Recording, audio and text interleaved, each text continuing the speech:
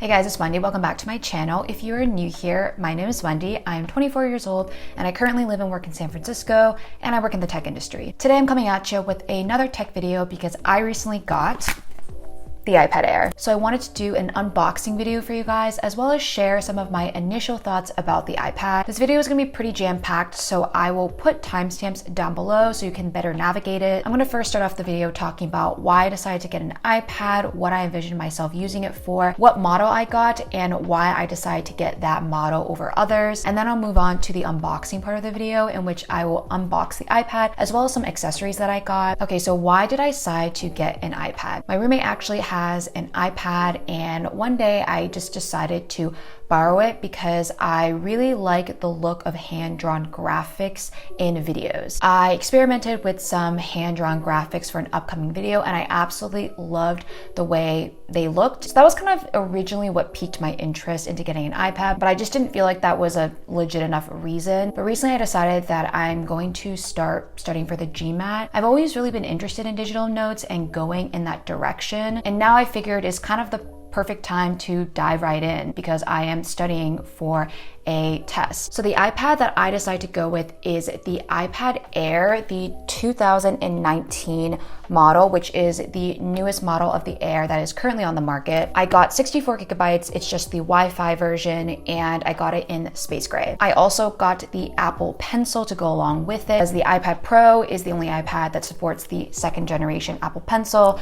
The Air and the normal iPad supports the first generation. So now, why did I decide to go with the iPad Air? From all my research, I personally determined that the iPad Air was the best bang for your buck. It's basically the middle ground between the normal iPad, or the budget iPad as some people call it, and the premium iPad Pro. So when I was considering getting an iPad, I actually automatically ruled out getting the iPad Pro. So just for a cost breakdown, the iPad Pro starts at $799, the iPad Air starts at $499, and the iPad starts at $329. There's also the iPad mini, which I didn't talk about in this video, but just because I ruled out getting this model since it was just too small for what I wanted to use an iPad for. I just felt that the $799 price tag was way too high for me and wasn't worth it based on what I wanted to use my iPad for. All of the cool added features that the iPad Pro possesses, I didn't feel like I would actually be getting a good use out of those features, and those features were definitely not worth the $300 difference between the Pro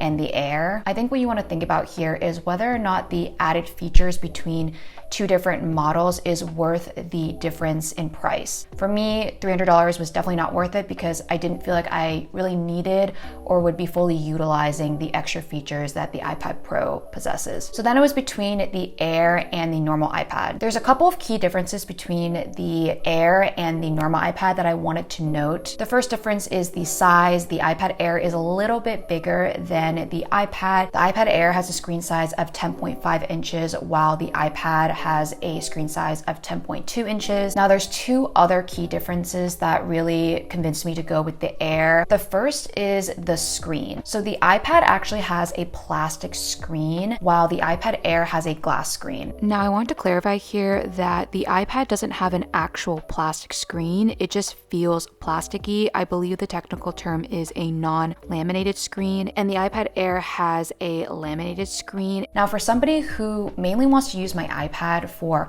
drawing and note-taking, I wanted the screen to mimic as close to possible as writing on an actual notebook or on a piece of paper. Obviously, the normal iPad screen is not terrible, otherwise people would not even consider it as a choice. But from reviews that I watched of people who have tried both iPads, people said that the normal iPad felt like there was sort of a gap in the screen when you write on it. So you can kind of feel that there is a little bit of a lag. Basically, it just doesn't feel as smooth. This alone I felt was worth the extra $170 for the iPad Air. Now the last difference is just the fact that the iPad Air is more powerful. The iPad Air runs on an A12 Bionic processor, which is the same processor that can be found on the iPhone XS, the iPhone XS Max, and the iPhone XR, while the normal iPad runs on an A10 Fusion processor, which is the the same processor that can be found on the iPhone 7 and the iPhone 7 Plus. What that means is that the iPad Air is just going to be faster and is going to last you a longer time than the normal budget iPad. Okay, so I know that was a long intro, but I just really wanted to break down why I decided to get an iPad and why I decided to get this specific model. I did a ton of research and then ultimately deciding on this one, so I thought that my findings might be helpful for you guys to hear as well. Okay guys, here we are again with the iPad Air 64 gigabytes in space gray and the Apple Pencil first generation. Now I decided to get space gray because I prefer the black border of the iPad versus the white border. I just feel like it makes the screen look a lot bigger. Let's do some ASMR right now.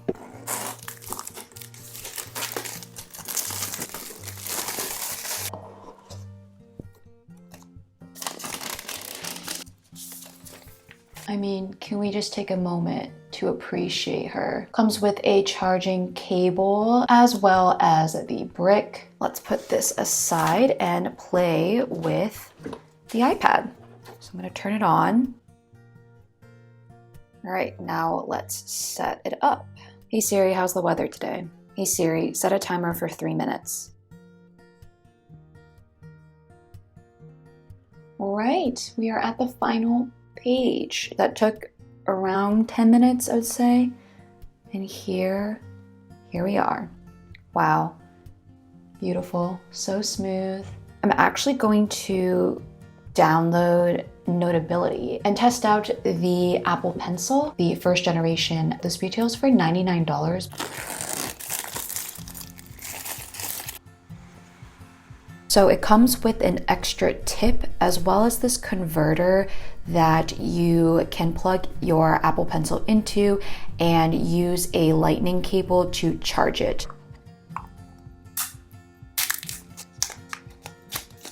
So here is the Apple Pencil. It is super smooth and has a really nice weight to it, but it's also not super heavy that it would easily tire out your hand. You can see that it's definitely light enough to do a couple of, pencil flips. I used to love doing this in school. On the other end of the pencil, this is how you charge your Apple Pencil. So you can either plug it into your iPad or use the converter that I showed before. If you want to replace the tip, you just simply unscrew it and replace it. And Apple does sell a pack of 4 tips for $20. So I feel like that's actually pretty affordable. And because this is the iPad Air and not the Pro, it does not have the capability of the pencil magnetically attaching to the side. So I already downloaded Notability and I figured I would try to take a couple of example notes just so we can see how the Apple Pencil works. I'm gonna create a subject and I'm going to name it GMAT. Okay. And then I'm gonna create a new note within there. I am just gonna select a pen to use. So let's choose this thickness and let me just do a really bright color. So I'm gonna choose pink so you guys can see it. So the really cool thing about the Apple Pencil is that it has palm rejection. So basically you can place your palm on the iPad and write and it won't detect your palm. It will only detect your pencil, which is obviously very helpful because you don't want your palm writing marks on your notes for you. So I'm just gonna go try out a couple things. Yeah, so it already feels so smooth. Apologies for my handwriting. I'm just really trying to get used to this. I'm also kind of sitting at a weird angle while I film this, so I feel like I can't write like how I normally would. This is a thick pen.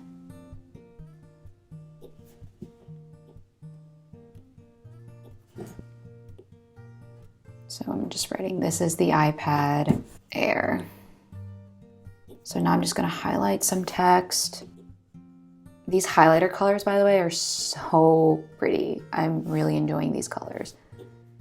So another really cool feature that you can utilize is the fact that the iPad can pair with keyboards. So I have here the Apple Magic Keyboard. I got this through work. I believe it's $99, and I did very heavily consider getting one of those cute pink, mechanical looking keyboards that you see in a lot of iPad setup YouTube videos. But after doing a lot of researching, a lot of soul searching, I determined that the Magic Keyboard is actually the best option for me, and I already had it. Not only is the Magic Keyboard already made by Apple, so you know it's gonna pair with your Apple devices, but it's also extremely hassle-free.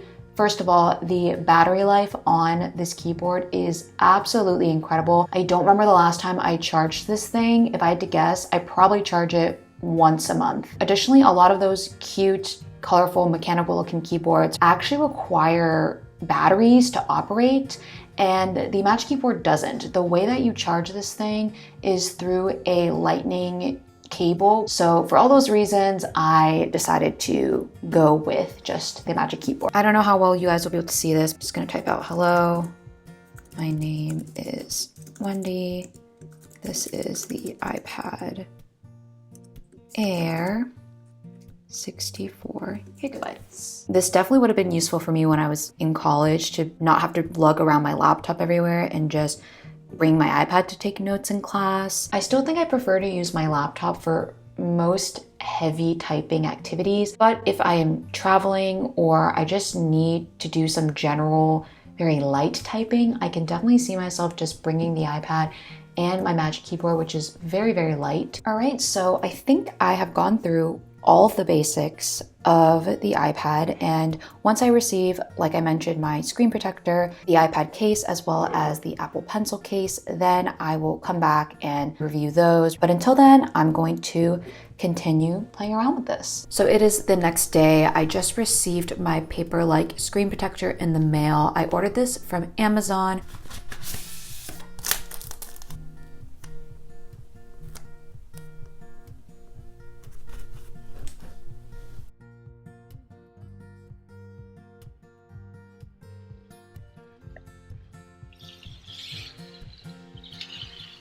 Okay, so finally got the screen protector on. Took a little bit of time. You can already see that with the screen protector on, it reduces so much glare. Almost feels a little bit rough. So I am a little bit worried about it wearing down my Apple Pencil, and I have heard from people that when you have a paper-like screen protector, it does tend to wear the tip down a little bit quicker. Now let's try drawing in Procreate just to see how the screen protector feels. I really don't know what to draw. I feel like I'm under pressure, but so you can hear there is definitely that roughness. It comes through the sound. I felt like when I was drawing on just the glass screen that it almost felt a bit too sensitive, and that was a little bit hard to work with. I like how there's a bit of resistance in this. So the last couple things I am now waiting for are the actual case for my iPad and case for my Apple Pencil. So I'll check back in with you guys once those items arrive. So I finally have the last couple of items to unbox for you guys. I will admit, full disclosure here, I have already unboxed this iPad case and have been using it, but I did put it back in the packaging for the purpose of the unboxing so that we can still have that unboxing experience together. So let's first start off with the case. It is from this brand Finite, and I did order it off of Amazon.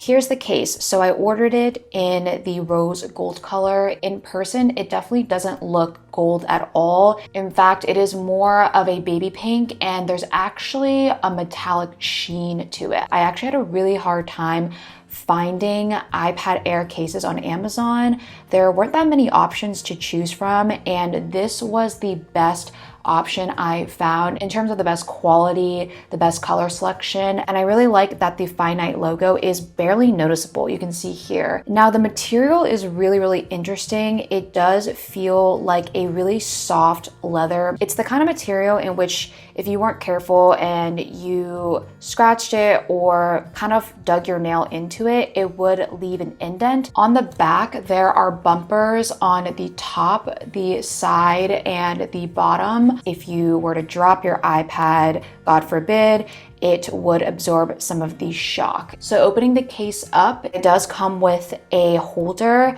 for your Apple Pencil. Now, this was something that was really important to me. I am somebody who can very easily misplace things. So I knew that if I had a case that did not include an Apple Pencil holder, that I would probably misplace my pencil.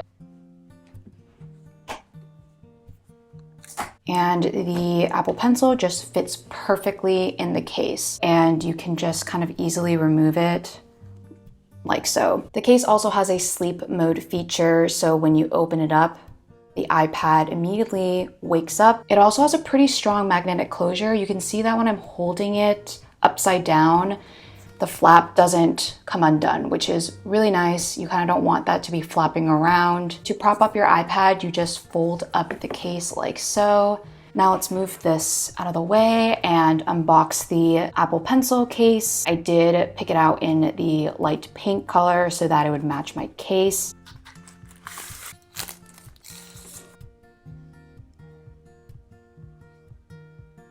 Great, so you can see that it was fairly easy to slide on. And then there's just this little cap here that you can put over the back of the pencil. And that is obviously there so that you can easily pull it off if you need to charge it. Just a nice to have accessory, definitely not an essential, but I think will help to relieve some stress and discomfort on your hands. So I forgot to mention this in the earlier clips, but one other nice feature about the iPad is that you can actually connect a mouse. Okay, so the mouse is now connected and I'm just using a notebook as my mouse pad. There's a little dot that is your cursor, and you can just go through and use it as a regular mouse. You can swipe left to right through the mouse. You can click on apps. You can, swipe on the corner. You can even draw with the mouse if you want to. Now, my thoughts on the mouse are this. I don't think you need a mouse. Quite frankly, I just can't imagine a scenario in which I would choose to use a mouse over just my fingers. I think that navigating throughout the iPad is much more difficult with a mouse, and it takes more effort. I see my iPad setup mostly involving just my iPad and the Apple Pencil, and then connecting a keyboard if I want to take extensive notes, but I don't see a mouse really being a part of that setup. Okay, so that's gonna be the entire unboxing, as well as sharing my initial thoughts about the iPad Air 3. I hope it was helpful and gave you a better idea of how the iPad works, what you can use it for. If you haven't already, be sure to subscribe down below. I would really appreciate it. And with that, I'll see you guys next time. Bye.